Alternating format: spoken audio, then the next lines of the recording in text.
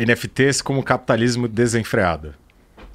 Acho que essa é a visão mais simplista e rasa possível que você pode ter do que é um NFT. É você fazer um artigo sem saber do que você está falando. Não, assim, ele pode ter traços de capitalismo desenfreado? Claro. Relojoaria também. O mercado de moda também. Como todos os negócios que todos nós gastronomia criamos. Também. E quase tudo. Você tem como fazer coisas que são extremas? Claro. Não tô tirando que isso existe.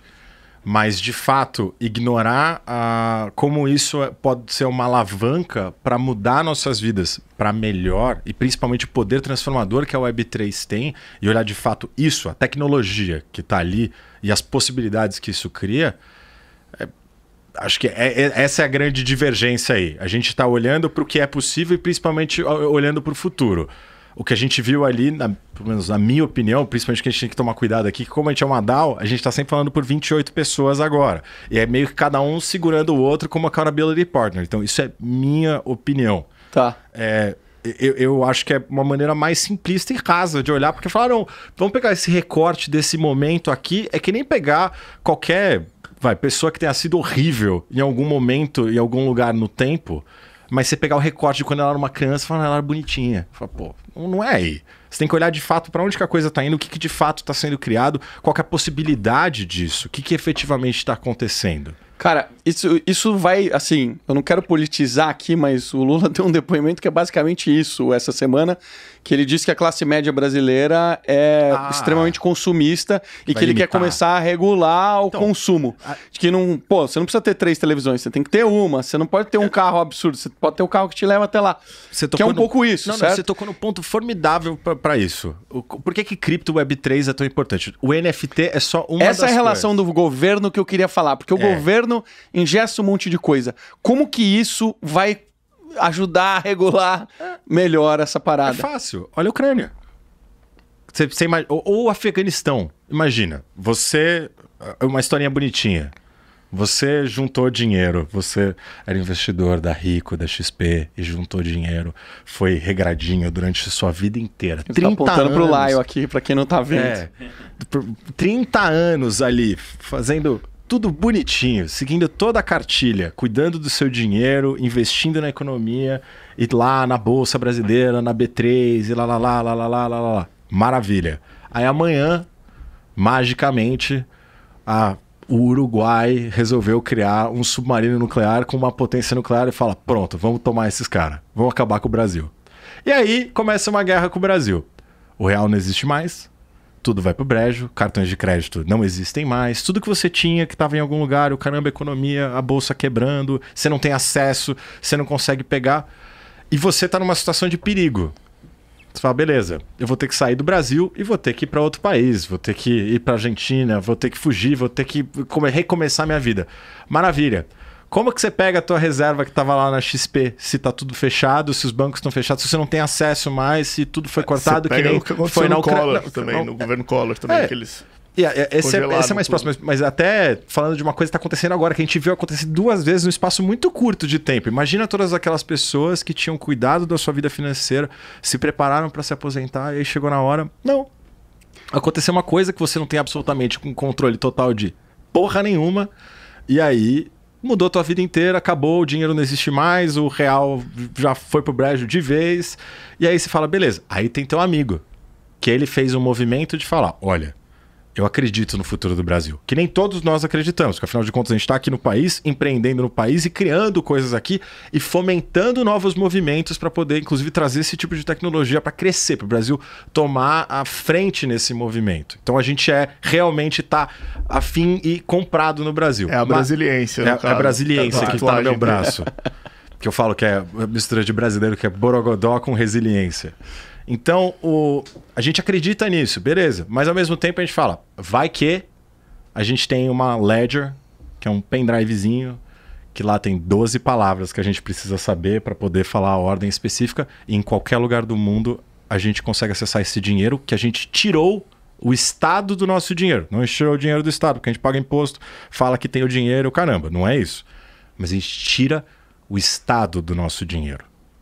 Em qualquer lugar do mundo a gente sai, se a gente memorizar, tiver uma memória fantástica, que não é meu caso, e lembrar dessas 12 palavras e você consegue saber a ordem delas, pronto, você acessa esse dinheiro e você recomeça a sua vida de uma maneira um pouco mais confortável, de uma maneira um pouco mais controlada. Cara, isso pra mim é uma das coisas mais fodidas que tem nessa parada. Porque a gente começa a caminhar um pouco pro que nós éramos, cara, lá atrás, cara. Nós somos seres humanos, pra que tantas divisões, pra que tantas separações, pra que tantas regras que acabam só ferrando a vida das pessoas?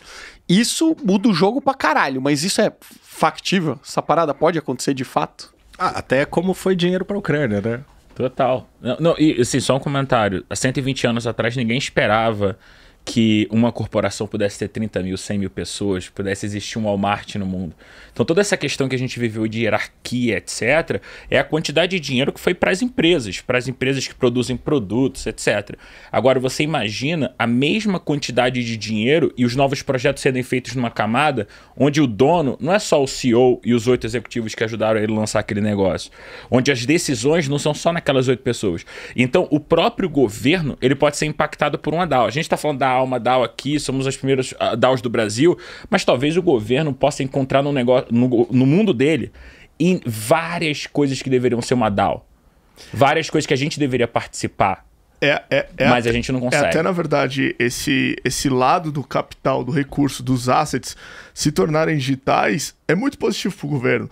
Porque quem acha que Bitcoin, você vai ficar lavando dinheiro, vai ficar fazendo ocultando capital e tudo, cara, daqui a uns 2, 3 anos você vai receber uma visitinha aí não muito agradável. Porque você tá tirando e colocando tudo em um bloco, em um livro caixa, basicamente, que você não pode multar, você não pode falsificar, você não pode tirar daquilo. Então, hoje existe corrupção, por quê? Porque você pode pegar sacolinhas, pode pegar o dinheiro vivo e tudo. Diamante, etc. Mas quando você coloca tudo no blockchain, você usa uma cripto para fazer isso, você não tem como mais ser roubar, porque você sabe, tá ali escrito. Até para prestar conta, né? Exatamente. O que eles estão fazendo com o dinheiro que a gente colocou lá? Exatamente, até para prestar conta. Você consegue até fiscalizar o governo com isso, né? E você chega no nível de evolução que não tem como mais esconder aquilo. Não, mas até assim, cara, é inevitável as coisas ilegais acontecerem, né?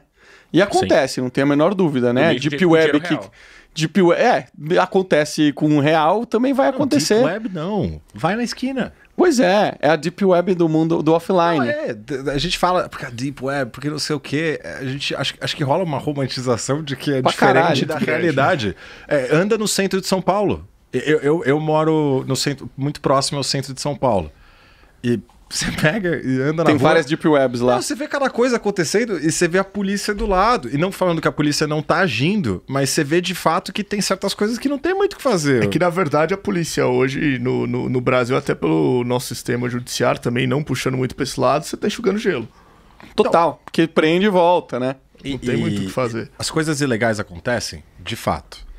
Mas você ter a possibilidade de você ter coisas mais antifrágeis. E não antifrágil no sentido de não, Bitcoin nunca vai descer. Quem acompanhou uma semana já o Bitcoin já viu o que acontece. Sabe aquele negócio, a pessoa desavisada comprou, rolou muito aquele meme do meu afilhado, meu sobrinho falou pra eu comprar Dogecoin, né, Dogecoin e não sei o quê. Aí pega, compra e começa a ter ataque cardíaco. Fala, meu Deus, eu coloquei meu dinheiro num negócio que não para quieto, é 24 horas por dia. Mas ele é antifrágil no sentido de, pode acontecer uma série de coisas. É muito difícil você parar. Eu não enxergo uma maneira de parar o Bitcoin, por exemplo. E óbvio que tem criptos que tem outras questões, porque isso não dá para falar de tudo, né? Porque hoje em dia, quando você fala de Layer 2, dá para ter qualquer tipo de cripto que pode ter qualquer tipo de governança. Mas falando do Bitcoin especificamente, não tem muito como parar. E falando um pouco na linha do que você ia falar, que ele eventualmente vai se tornar reserva de valor, é porque ele tem escassez, né? Vai chegar um determinado momento que ele não vai ser indivisível, né? Ele é minerado. Ele é minerado. E como que minera Bitcoin? Na verdade, os processadores, eles doam processamento para a rede, verificando transações, e aquilo te recompensa. Você entra num pool, e quem doou mais processamento, você vai sendo recompensado Com frações de moeda. Daquilo, você entendeu? Proporcionalmente. E como eu tava falando, o Bitcoin também não foi feito para ser uma moeda. Se for parar pra pensar, a rede inteira do Bitcoin, ela faz mais ou menos 50 milhões de transações por ano. O que a Visa faz em um dia, em horas. Você entendeu? Então foi um negócio realmente criado para isso, que é uma coisa que no futuro vai ser muito válido, porque você... O grande romantismo do Bitcoin, o que o Bitcoin quer ser, porque ele quer ser reserva de valor, é basicamente se acabar com a inflação no mundo. Você pegar, se não me engano, acho que foi 40% ou 35% do dólar que está em circulação hoje foi imprimido durante a pandemia. Isso é um absurdo. E aí, quem paga essa conta? 3 anos. Você tá entendeu? pagando agora, né? Exatamente. E quando você tem uma descentralizada, você deixa a economia se regular, você entendeu? Precisa de mais dinheiro? O problema é seu. A gente não vai imprimir dinheiro e vai inflacionar todo mundo e vai prejudicar o mundo com isso, entendeu? Você tem meio que uma power to the people, você vai... sobre o preço do Bitcoin, você pega hoje o market cap do Bitcoin e a dificuldade de mineração são os principais índices que calculam o preço dele. O market cap dele, se não me engano, tem 200 e poucos bilhões, né? Ou 300 e pouco. É muito pequeno ainda, se for parar para pensar.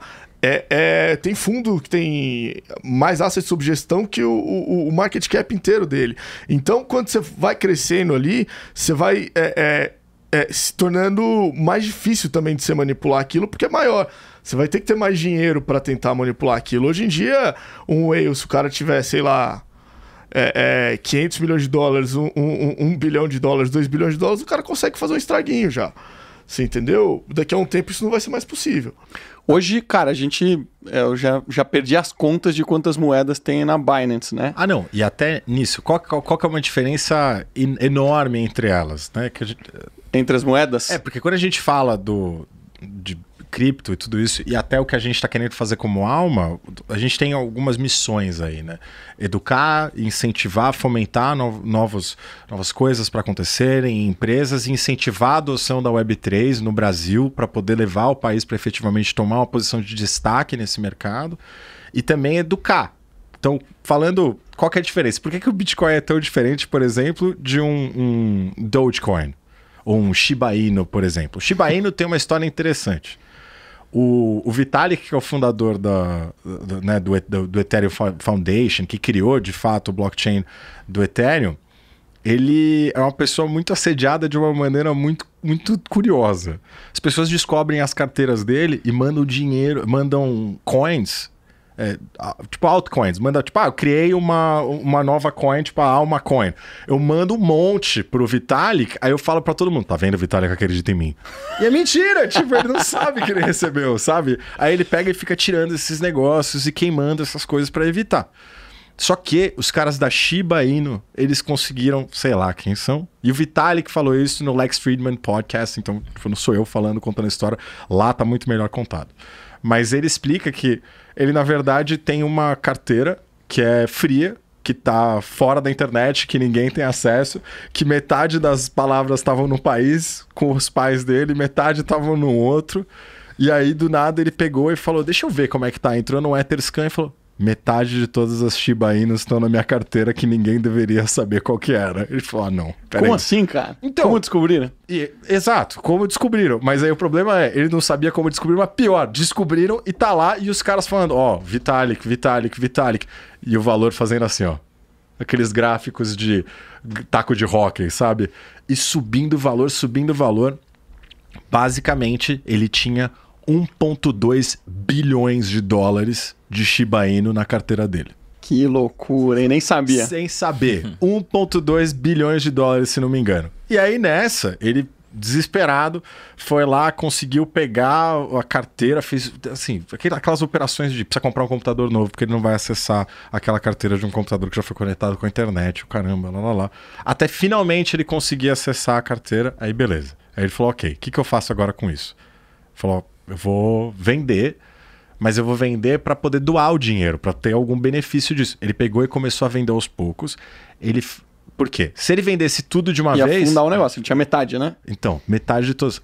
O valor não existia mais. Esse é o tipo de coisa que não dá mais para fazer no Bitcoin. Ele já é grande demais para isso. Tá bem distribuído. Porque já é bem distribuído, já tem aquele negócio. Você tem Bitcoin desde ter um nadinha quase de Bitcoin até gente que tem 100 Bitcoins. O valor já está próximo aos $40 mil. É outra história. Deve estar por aí agora, né? Porque a gente nunca sabe, tudo pode acontecer.